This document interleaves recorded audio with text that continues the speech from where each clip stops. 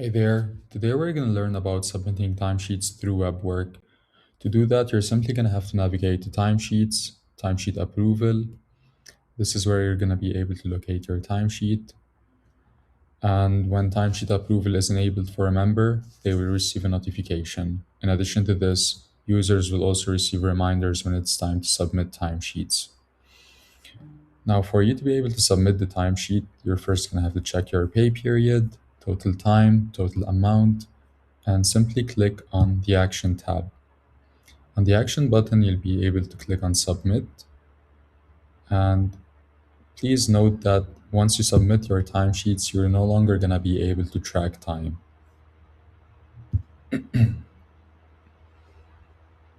Once you submit your timesheets, it's going to be located under Submitted, and the admins are going to decide on whether to approve or reject the timesheet.